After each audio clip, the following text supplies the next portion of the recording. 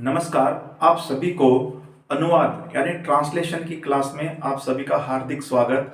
आज हम आपके पीसी सेकेंड ईयर साहित्य गौरव चतुर्थ सोपान के अंतर्गत अनुवाद जो कि कन्नड़ इंग्लिश से हिंदी में अनुवाद करना है, ट्रांसलेशन। आज हम लेके आए हैं ट्रांसलेशन। आज हमारा विषय क्या रहेगा? अनुवाद, ट्रांसलेशन रहेगा। जो आपके एग्जाम के अंदर 3 मार्क्स के क्वेश्चन होते हैं, वहां पर 3 मार्क्स के क्वेश्चन है। ನಿಮ್ಮ ಎಕ್ಸಾಮದಲ್ಲಿ 3 ಮಾರ್ಕ್ಸಿನ ಕ್ವೆಶ್ಚನ್ ಬರ್ತವೆ ಅನುವಾದಗಳನ್ನು. ಆ ಅನುವಾದ ಹೇಗೆ ಮಾಡಬೇಕು, ಅಲ್ಲಿ ನಿಮಗೆ ಕನ್ನಡ ಮತ್ತು ಇಂಗ್ಲಿಷ್ ಅನ್ನು ಕೊಟ್ಟಿರುತ್ತಾರೆ. ನೀವು ಕನ್ನಡವನ್ನು ಓದಿ ಹಿಂದಿಯೊಳಗೆ ಅನುವಾದ ಮಾಡ್ರಿ ಅಥವಾ ಇಂಗ್ಲಿಷ್ಗಳನ್ನು ಓದಿ ಹಿಂದಿಯೊಳಗೆ ಅನುವಾದ ಮಾಡ್ರಿ. ನಿಮ್ಮ ಎಕ್ಸಾಮ್ದಲ್ಲಿ 3 ಮಾರ್ಕ್ಸಿಂದ ಕ್ವೆಶ್ಚನ್ ಬರುತ್ತದೆ. ಅದು ಎಲ್ಲಕ್ಕಿಂತ ಈಸಿ ಕ್ವೆಶ್ಚನ್ ಇರುತ್ತದೆ, ಅಷ್ಟೊಂದು ಡಿಫಿಕಲ್ಟ್ ಇರಲ್ಲ. ಅನುವಾದ ಅಂದ್ರೆ ಅನುವಾದ ಮಾಡೋದು ಹಲವಾರು ಪ್ರಕಾರ ನಾವು ಅನುವಾದ ಮಾಡಬೇಕು. ಅಲ್ಲಿ ನೀವು ಒಂದು ಕರೆಕ್ಟ್ ಅನುವಾದ, ಅದು ನೀವು ಗ್ರಾಮರಿಟಿಕಲ್ ಅಲ್ಲಿ ಹೋಗೋದೇನು ಅವಶ್ಯಕತೆ ಇಲ್ಲ. ಅನುವಾದ ಅಂದ್ರೆ ಟ್ರಾನ್ಸ್ಲೇಷನ್. ಒಂದು ಶಬ್ದ ಕೊಡ್ತಾರೆ, ಅದಕ್ಕೆ ನೀವು ಅನುವಾದ ಮಾಡ್ರಿ. ಆ ಶಬ್ದದ ಅರ್ಥವನ್ನು ಅಷ್ಟೇ ಕೊಡಬೇಕು ಅವರಿಗೆ. ಅದು ನಾನು ಹೇಳಿ ತಿಳಿಸ್ಕೊಡ್ತೀನಿ ಹೇಗೆ ಇರ್ತದೆ ಅಂತ ಹೇಳ್ತಾ, ನಾನು ಈ ನಿಮ್ಮ ಸೆಕೆಂಡ್ ಇಯರ್ PUC ನಲ್ಲಿ ಇರುವಂತ ಎಲ್ಲ ವಿದ್ಯಾರ್ಥಿಗಳಿಗೆ ಅನುವಾದ ಕನ್ನಡ ಮತ್ತು ಹಿಂದಿದಲ್ಲಿ ಇರುವ, ಕನ್ನಡ ಮತ್ತು ಇಂಗ್ಲಿಷ್ದಲ್ಲಿ ಇರುವ ಅನುವಾದಗಳು ನಾವು ಹಿಂದಿದಲ್ಲಿ ಟ್ರಾನ್ಸ್ಲೇಷನ್ ಮಾಡಬೇಕು. ಈ ನಿಮ್ಮ ಪಾಠ್ಯ ಪುಸ್ತಕದಲ್ಲಿ ಕೊಟ್ಟಿರುವಂತ ಅನುವಾದಗಳು ನಾನು ಏನಂದ್ರೆ ಏನ್ ಮಾಡಿದೆ ಅಂದ್ರೆ, ಇಲ್ಲಿ ನಾನು 1ರಿಂದ 23 ಅನುವಾದಗಳು ನಾನು ಡೈರೆಕ್ಟ್ ಆಗಿ ಇಲ್ಲಿ ಬರೆದ್ಬಿಟ್ಟಿನಿ. ನೀವೇನ್ ಮಾಡ್ಬೇಕಂದ್ರೆ ಇಲ್ಲಿ ನೋಡ್ರಿ, ಕ್ವಶನ್ ಬರಿಬೇಕು. ಇಂಗ್ಲಿಷ್ ಕನ್ನಡ ಕ್ವಶನ್ ಇದೆ, ಕನ್ನಡದಲ್ಲಿ ಬರ್ತಾರೆ ಮತ್ತು ಇಂಗ್ಲಿಷ್ ಅಲ್ಲಿ ಇದೆ. ಅದು ಕನ್ನಡ ಮತ್ತು ಇಂಗ್ಲಿಷ್ ದಲ್ಲಿ ಇಲ್ಲಿ ಬರ್ಬೇಕಂದ್ರೆ ಬೋರ್ಡ್ದಲ್ಲಿ ಜಾಗ ಸಾಲಲ್ಲ. ಅದಂತೂ ನಾನು ಇಲ್ಲಿ ಏನ್ ಮಾಡಿದ್ರೆ, ಡೈರೆಕ್ಟ್ ನೀವು ಈ ಅನುವಾದ ಟ್ರಾನ್ಸ್ಲೇಷನ್ ಡೈರೆಕ್ಟ್ आंसर ना बर्द बिटिनी. इल्ली नानु ओद्तीनी, मैं यहाँ पर पढ़ूंगा और आप लोगों को क्या उसको आंसर करते रहना है. ठीक है, उसका आंसर क्या होता है. तो मैं यहाँ पर शुरू करता हूँ. ठीक है, आपका टाइम ज्यादा वेस्ट नहीं करूंगा. अभी देखो, आप सभी के पास वर्कबुक होना चाहिए. सभी स्टूडेंट के पास वर्कबुक होना चाहिए. ನಿಮ್ಮ ಎಲ್ಲರ ಬಳಿ ವರ್ಕ್ಬುಕ್ ಇರಬೇಕು. ಆ ವರ್ಕ್ಬುಕ್ ಅನ್ನು ನೋಡ್ರಿ. ಫಸ್ಟ್ ನಿಮ್ ಏನಿದೆ ಅಲ್ಲಿ ಅಂದ್ರೆ, ನಾವು ಭಾರತದ ಪ್ರಜೆಗಳು. ಅಲ್ಲಿ ಫಸ್ಟ್ ಏನ್ ಬರೆದಿದ್ದಾರೆ, ನಾವು ಭಾರತದ ಪ್ರಜೆಗಳು. We are citizen of India. ನಾವು ಭಾರತದ ಪ್ರಜೆಗಳು ಅಂತ ಅಲ್ಲಿ ನಿಮ್ಮ ವರ್ಕ್ಬುಕ್ ಒಳಗಿದೆ.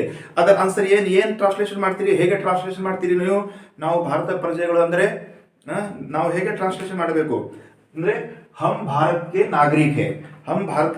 ಇಲ್ಲಿ ನೋಡ್ರಿ, ಟ್ರಾನ್ಸ್ಲೇಷನ್ ಒಳಗೆಲ್ಲ ಈ ಹಮ್ ಭಾರತ್ ಕೆ ನಾಗರಿಕ್ ಹೇ ಅದರ ಆನ್ಸರ್ ಇದು ಬರ್ತದೆ. ಅದು ಎಕ್ಸಾಕ್ಟ್ ಅದು ಆನ್ಸರ್ ಇಲ್ಲ.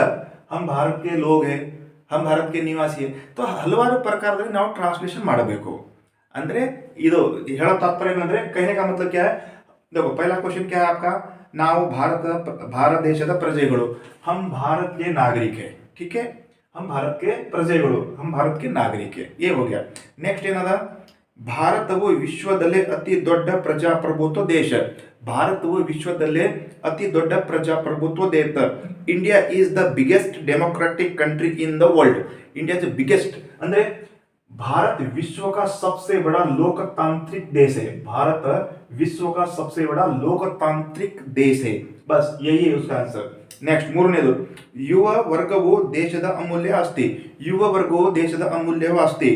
Youth are valuable asset of India nation. युवा वर्ग देश की बहुमूल्य संपत्ति है. युवा वर्ग, ये वर्ग है, देश की बहुमूल्य संपत्ति है. फोर्थ क्या है, ನಾವು ಒಗ್ಗಟ್ಟಾಗಿ ಬಾಳಬೇಕು. We should live यूनिटेडली.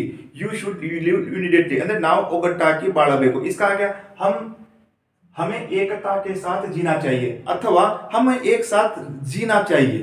तो वो भी सही है, वो भी सही है. ठीक है. 5वा ನೋಡ್ರಿ. 5ನೇ ಏನದ, ಭಾರತದಲ್ಲಿ ಹಲವಾರು ಭಾಷೆಗಳಿವೆ. There are many language in India. ठीक है, ಭಾರತದಲ್ಲಿ ಹಲವಾರು ಭಾಷೆಗಳಿವೆ. भारत के अंदर अनेक भाषाएं हैं अथवा भारत में कई भाषाएं हैं. आप ऐसे भी लिख सकते हो.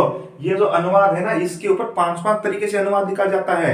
आप अपने हिसाब से भी लिख सकते हो. अनुवाद के अंदर अंक नहीं कटेंगे, लेकिन आपको क्या है, सही लिखना है. ठीक है, देखो, भारत में अनेक भाषाएं हैं. आप बोल सकते हैं भारत में कई भाषाएं हैं, ये भी चलेगा. 6, ದೇಶ ಸುರಕ್ಷೆಯ ನಮ್ಮೆಲ್ಲರ ಕರ್ತವ್ಯವಾಗಿದೆ. ದೇಶದ ಸುರಕ್ಷೆ ಎಲ್ಲರ ಕರ್ತವ್ಯವಾಗಿದೆ. The security of our nation is our responsibility. ದೇಶದ ಸುರಕ್ಷೆ ನಮ್ಮೆಲ್ಲರ ಕರ್ತವ್ಯವಾಗಿದೆ. देश की सुरक्षा हमारी जिम्मेदारी है. देश की सुरक्षा हमारी जिम्मेदारी अथवा देश की सुरक्षा हम सभी की जिम्मेदारी है, ये भी लिख सकते हो। नेक्स्ट ಎರಡನೇದು ವೈಜ್ಞಾನಿಕ ಉನ್ನತಿಯಿಂದ ಮಾನವ ಜನಾಂಗದ उन्नति साध्य। वैज्ञानिक उन्नतिಯಿಂದ मानव तो जैसे विज्ञान के आंसर क्या आएगा आपका वैज्ञानिक विकास से ही मानवता का विकास संभव है। वैज्ञानिक मानव का विकास संभव है। ಎಂಟನೇ ಬರೀ ನೀವು ವಿದ್ಯಾರ್ಥಿಗಳಿಗೆ ಓದಿನ ಜೊತೆಗೆ ಆಟವು ಅತಿ ಮುಖ್ಯ। ವಿದ್ಯಾರ್ಥಿಗಳಿಗೆ ಓದಿನ ಜೊತೆ ಆಟವು ಅತಿ ಮುಖ್ಯ। ಸಾರಿ ಎಂಟನೇದು India is a agriculture country. India is a ಭಾರತವು ದೇಶವು ಕೃಷಿ ಪ್ರಧಾನ ದೇಶ ಆಗಿದೆ। भारत एक कृषि प्रधान देश है। भारत एक कृषि प्रधान देश है, राइट। ಒಂಬತ್ತನೇ ವಿದ್ಯಾರ್ಥಿಗಳಿಗೆ ಓದಿನ ಜೊತೆ ಆಟವು ಅತಿ ಮುಖ್ಯ। ವಿದ್ಯಾರ್ಥಿಗಳಿಗೆ ಓದಿನ ಜೊತೆ ಆಟವು ಅತಿ ಮುಖ್ಯ। ವಿದ್ಯಾರ್ಥಿಗಳಿಗೆ ಓದಿನ ಜೊತೆ ಆಟವು ಅತಿ ಮುಖ್ಯ ಅಂದ್ರೆ पढ़ाई के साथ साथ छात्रों के लिए खेल भी जरूरी है। पढ़ाई के साथ साथ छात्रों के लिए खेल भी जरूरी है। पढ़ाई के साथ साथ विद्यार्थी के लिए ना आटा वो जरूरी। इस तरीके से टेंथ आपको शायद दिख नहीं रहा होगा। टेंथ क्या है, हमारा क्वेश्चन क्या है टेंथ का, ಪ್ರತಿಯೊಂದು ರಾಜ್ಯದಲ್ಲಿ ಅದರದೇ ಆದ ಆಡಳಿತ ಭಾಷೆ ಇದೆ।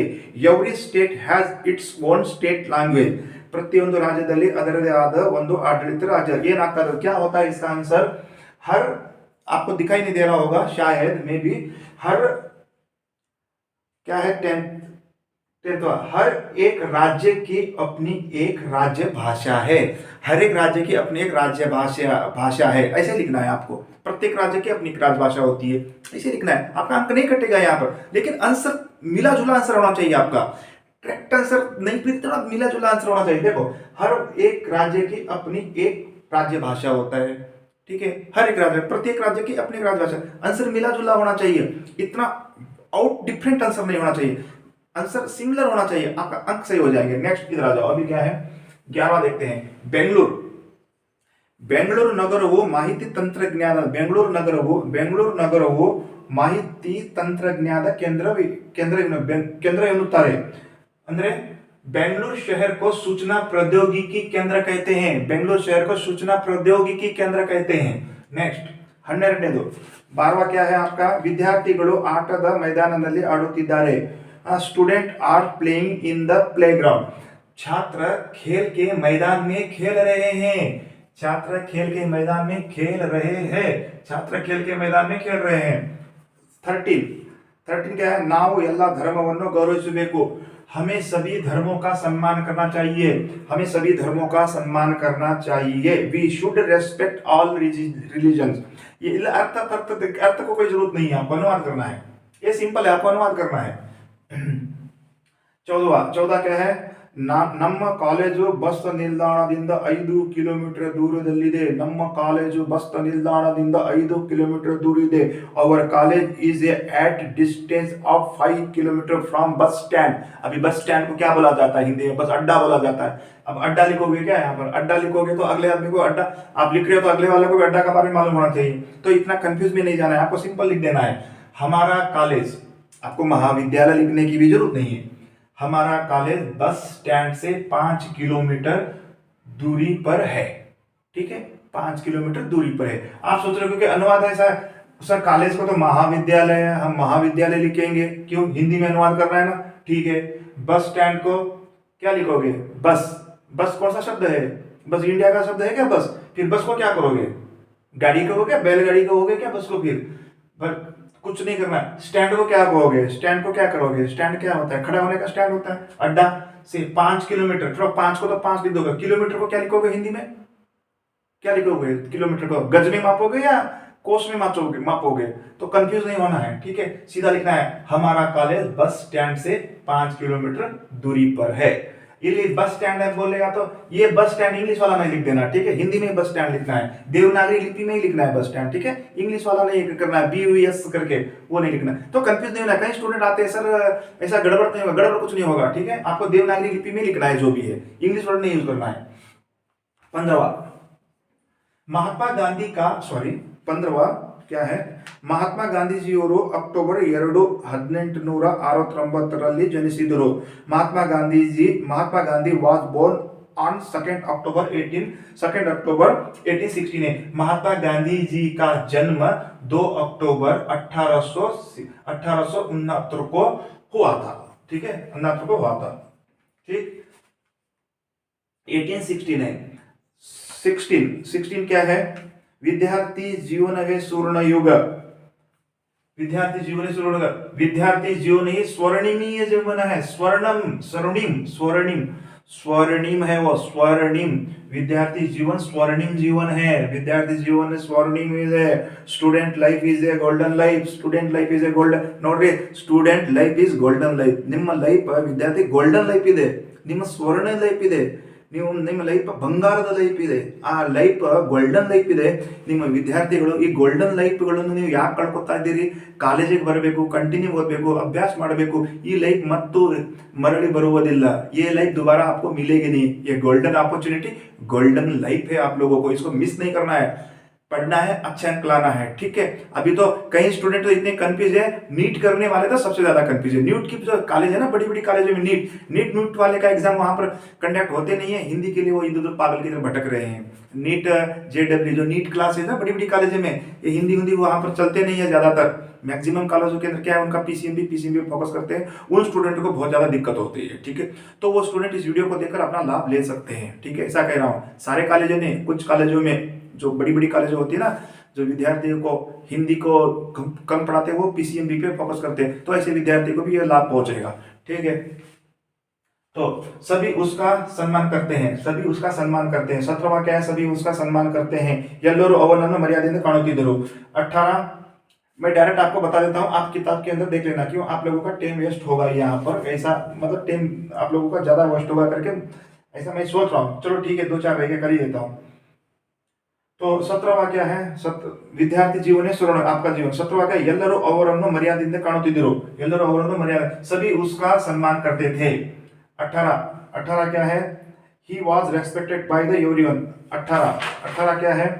ನೀವು ಎಂದಾದರೂ ರೈಲಿನಲ್ಲಿ ಪ್ರಯಾಣ ಮಾಡಿದ್ದೀರಾ? You have ever travelled by train. क्या आपने कभी रेल से यात्रा की? क्या आपने कभी रेलगाड़ी से यात्रा किया है? तो ये है उसका आंसर. महात्मा गांधी जी सरल 19वां सरल बहಳ प्रतिभावान्वित. सरला लड़की का नाम है. ठीक है, सरला इज ए वेरी टैलेंट. सरला बहुत प्रतिभाशाली है. सरला बहुत प्रतिभाशाली है. सरला बहुत होशियार है, वो भी चलेगा. सरला बहुत होशियार है. ठीक है. 20 Mahatma Gandhi was followers of the truth and non-violence. महात्मा गांधीजिಯವರು सत्य ಮತ್ತು ಅಹಿಂಸೆಯನ್ನು ಪಾಲಿಸುತ್ತಿದ್ದರು. महात्मा गांधी जी सत्य और अहिंसा को महात्मा गांधी सत्य और अहिंसा का पालन करते थे. सत्य और अहिंसा का पालन करते थे. महात्मा गांधी सत्य और अहिंसा का पालन करते थे. 21 क्या है? ಕಳೆದ ತಿಂಗಳು ನಾವು ಹಳ್ಳಿಗೆ ಹೋಗಿದ್ದೆವು. बीता हुआ महीना हम गांव गए थे. ऐसा ही होता है ना, ऐसा ही बोल सकते हैं उसको. लेकिन यहाँ पे क्या है? पिछला महीना हम गांव गए थे.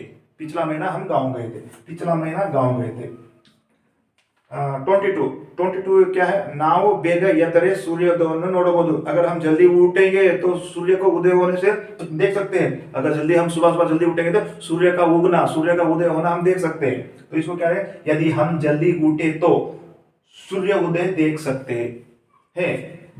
हैं. ठीक है, जल्दी उठे तो सूर्य उदय देख सकते हैं. 23 नोड्री. 23 शायद आपको नहीं दिखाई दे रहा होगा, उसके लिए मैं क्षमा चाहता हूं.